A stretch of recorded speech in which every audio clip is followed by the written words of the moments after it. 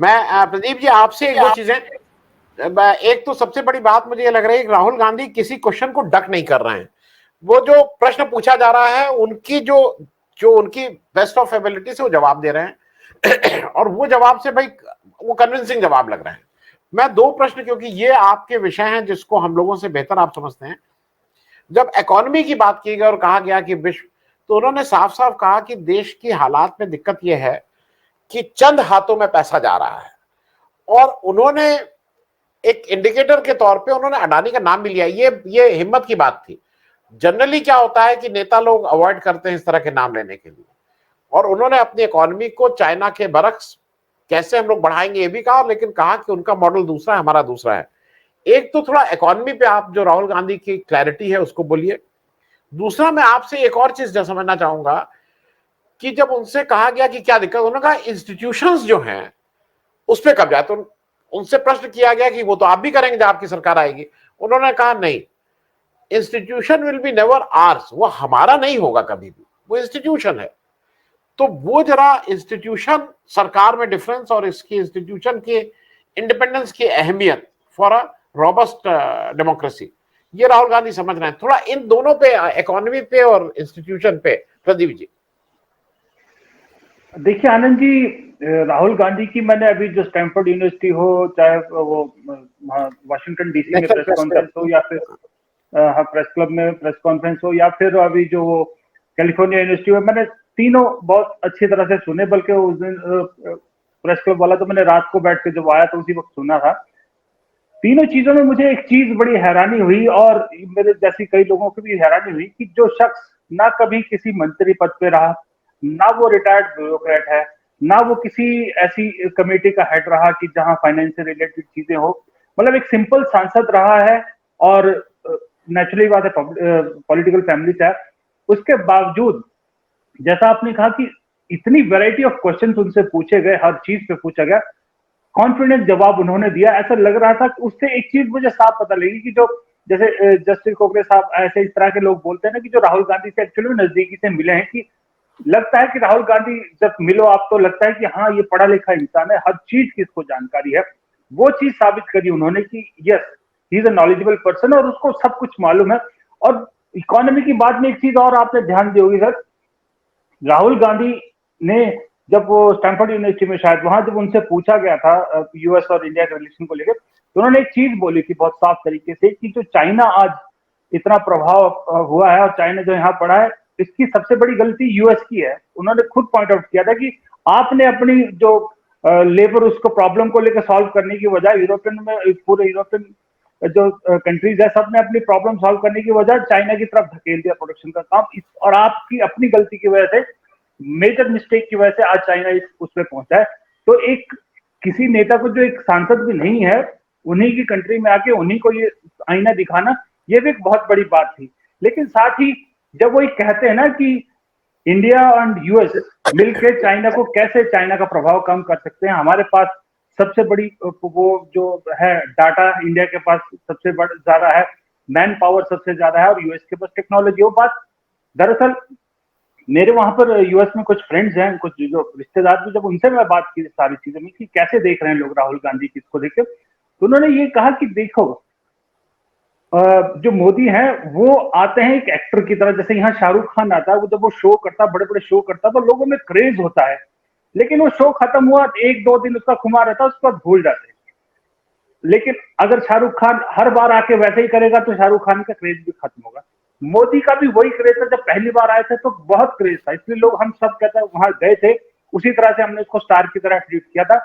लेकिन अब जब मोदी जो है वो ऑस्ट्रेलिया में भी वही कर रहे हैं, फिर अभी यूएस में आ रहे हैं, यहाँ दोबारा करेंगे ऐसे ही, कभी ट्रंप के लिए करते हैं, तो वो अट्रैक्शन, वो सीरियस नेता के तौर पे उनकी इमेज जो है वो धीरे धीरे कम होती जा रही है। लेकिन राहुल गांधी जो बोल रहे हैं वो लोग सुन रहे हैं, और वो शुरू किया जब उन्होंने भारत जोड़ो यात्रा को फॉलो करना शुरू किया। पहले तो यूएस में भी लोगों को, इंडियन डायस्पोरा को भी नहीं लग रहा था कि ये यात्रा कभी पूरी होगी, ये सिर्फ मजाक बन के रह जाएगा। लेकिन जब उन्होंने पूरी करनी शुरू करी, फिर लोगों ने उनको सुनना शुरू किया कि उस यात्रा के दौरान बोल क्या रहे। जब उन्होंने वो सुनना शुरू किया, उसी का नतीजा ये कि जो अभी यूएस में जितनी भी बातें वो बोल रहे हैं, सबको ध्यान से सुना जा रहा है। ध्यान से सुनने में जा रहा है कि वो सिर्फ जो तकबा खास करके वहां पर जो साउथ इंडिया से जो है, साउथ इंडिया के रूट के जो लोग हैं वहां पर, वो लोग, एक सिख कम्युनिटी के लोग और एक इंडियन मुस्लिम लोग, ये तीन कम्युनिटीज ऐसी हैं जो राहुल गांधी पे ज्यादा फोकस कर रही है इस पर। क्योंकि मुस्लिम कम्युनिटी का समझ में आता है कि जिस तरह से यहाँ अल्पसंख्यकों के खिलाफ हो रहा है, सिख कम्युनिटी का खास करके तब से हुआ जब से वो किसान आंदोलन हुआ। जो साउथ इंडिया है वो ये है कि वहां ये मैसेज क्लियर है कि जो हिंदी भाषा का लेकर जो थोपी जा रही है ना, कहा जा रहा है एक देश एक राष्ट्र एक भाषा, वो चीज उनको जो है वो नहीं जमती, उसको वो चीज उनको गले नहीं उतर रही। इसलिए साउथ इंडिया का जो ग्रुप है वो भी राहुल गांधी को सीरियसली ले रहा है। तो अब कहा जाए तो एकदम से अगर इंडियन डायस्पोरा की बात करेंगे आप, खास करके यूएस की मैं बात कर रहा हूँ, जो हार्डकोर हिंदुत्व वाली सोच के लोग हैं ना वहां पर, जो हिंदू राष्ट्र की वो करते हैं, वो लोग ही अब मोदी को ज्यादा फॉलो कर रहे हैं, वो राहुल गांधी से थोड़ी दूरी बनाए हुए। बाकी अदरवाइज राहुल गांधी के फंक्शन में जाए या ना जाए वो अलग बात है, लेकिन सुनते जरूर है उनको, चाहे वो नेट पे सुने चाहे कुछ में बाद में सुने, लेकिन उनको सुन रहे हैं और उनकी बातों पे डिस्कशन हो रही। सबसे बड़ा पॉइंट ये है कि राहुल गांधी जो बात कर रहे हैं उस पर चर्चा हो रही है। वहां पर चर्चा ये हो रही है कि राहुल गांधी जो भी चीज कह रहे हैं ना, चाहे वो आज अगर आपने वो कल वाली सुनी होगी इनकी, तो उन्होंने एक बहुत क्लियरली पॉइंट बोला क्वेश्चन पे कि ऑपोजिशन यूनिटी पे जब पूछा गया था, तो उन्होंने जब वो कहा ना कि ऑपोजिशन यूनिटी ही सिर्फ मोदी को नहीं हरा सकती, ऑपोजिशन यूनिटी के साथ आपको एक अल्टरनेट विजन देना पड़ेगा इंडिया को, तभी आप मोदी को हरा सकते हैं।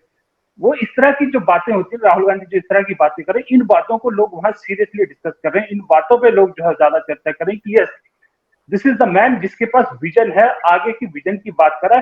सिर्फ 75 साल में ये वो भी कह सकते हैं ना, राहुल गांधी आराम से वहां जाके अपना विक्टिम कार्ड खेल सकते थे कि मेरे साथ ये हुआ, मुझे डिस्क्वालीफाई किया गया, ये किया गया, या ये कह सकते हैं कि 9 साल, जैसे 75 साल का वो गिनते हैं कि 75 साल में कुछ नहीं हुआ, तो ये भी गिन सकते हैं कि 9 साल में कुछ नहीं हुआ।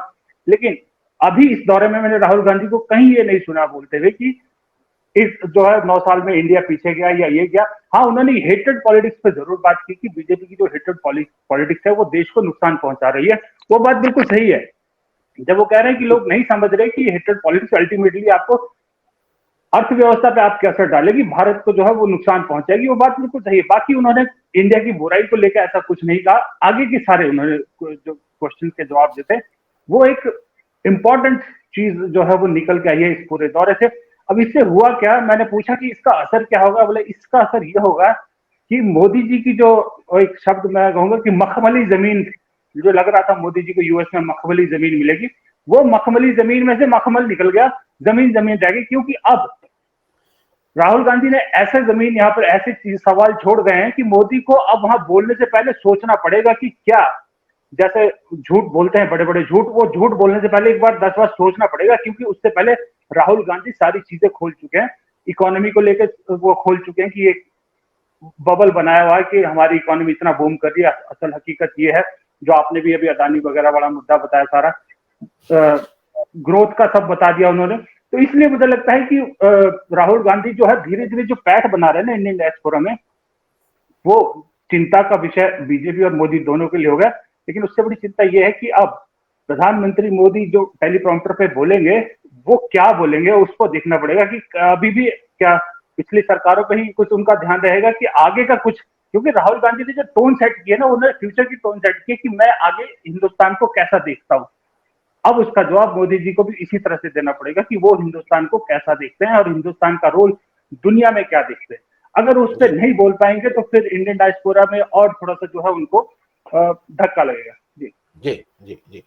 मैं प्रदीप जी बहुत संक्षेप में, क्योंकि समय वो है और एक दूसरा मेरे साथी को दूसरा शो करना है, मैं एक चीज और, राहुल गांधी ने एक जगह मुझे ऐसा लगा कि वो बहुत मैच्योर हुए, जैसा आपने कहा ना कि कोई एक्सपीरियंस नहीं। जब रशिया पे और इन पे सवाल हुआ तो उन्होंने कहा कि नहीं, अगर कोई भी होगा सरकार का जो ये स्टैंड है बिल्कुल ठीक है, और ये अगर हम भी आएंगे तो हम भी इसी को फॉलो करेंगे। मुझे लगता है ये मैच्योरिटी शायद जैसा कहा गया कि बिना किसी एक्सपीरियंस के, लेकिन शायद पढ़ाई लिखाई की वजह से, दुनिया को देखते हैं उसकी वजह से, ये बड़ी बात थी जो उन्होंने रशिया पे जो उनका वक्तव्य था। बहुत संक्षेप में प्रदीप जी। देखिए आनंद जी, इसमें मैं 3 पॉइंट आपको छोटे छोटे बोलूं, पहले भूल गया था बोलना। इस टूर पे ना राहुल गांधी में मुझे 3 मेजर पॉइंट बहुत जबरदस्त लगे। एक तो आपने उठा दिया कि कॉन्फिडेंस जो है वो, कि आप यूके टूर से भी कंपैरिजन करेंगे तो आपको दिखेगा फर्क कि राहुल गांधी ज्यादा कॉन्फिडेंट थे। दूसरा मुझे लगा कि एक जो शार्प पॉलिटिशियन, जो पॉलिटिशियन, श्रूड पॉलिटिशियन है, वो उसके अंदर आ गए। उन्होंने एक बात कही थी कि कर्नाटक इलेक्शन से हमें ये एग्जांपल मिला कि जो गरीब है उसको मोबिलाइज किया जा सकता है, जो गरीब तबका है, यानी कि वो जो श्रूड पॉलिटिशियन जो है उसके अंदर है। और तीसरी बात जो आप लोग कह रहे हैं ना, मैं उससे एग्री नहीं करता कि वो प्रधानमंत्री नहीं बनना चाहते। मुझे लगता है वो राहुल गांधी प्रधानमंत्री बनना चाहते हैं। अगर वो नहीं चाहते तो वो उस बात पे उसको डक नहीं करते। जब उनसे पूछा गया था कि क्या आप किसी और के लिए जगह छोड़ेंगे, कोई और अगर प्रधानमंत्री के लिए आगे करेंगे किसी को, जब उन्होंने कहा कि ये डिसीजन खड़गे साहब का, जब वो केजरीवाल पे इशारों इशारों में बोल सकते हैं कि कुछ पार्टियों के साथ आमने सामने का है इसलिए वो अटका हुआ है, तो इस पे भी बोल सकते थे साफ साफ। लेकिन अब मुझे लग रहा है खासकर कर्नाटक इलेक्शन के बाद कि नहीं, अब वो चाहते हैं कि अगर मौका मिलेगा तो प्रधानमंत्री बनेंगे। जी मैं एक बात सिर्फ लास्ट में कहूंगा, क्योंकि मैंने पॉइंट छूट गया था। वैसे तो हादसे पे कोई अच्छी चीज नहीं निकलती थी, लेकिन जो रेलवे हादसा हुआ है उससे हिंदुस्तान के लिए एक अच्छी खबर ये हुई कि काफी हिंदुस्तान को ये पता लग गया कि हमारा रेलवे मंत्री कौन है, रेल मंत्री कौन है, वो तो दिखा कम से कम। यही एक सही बात है।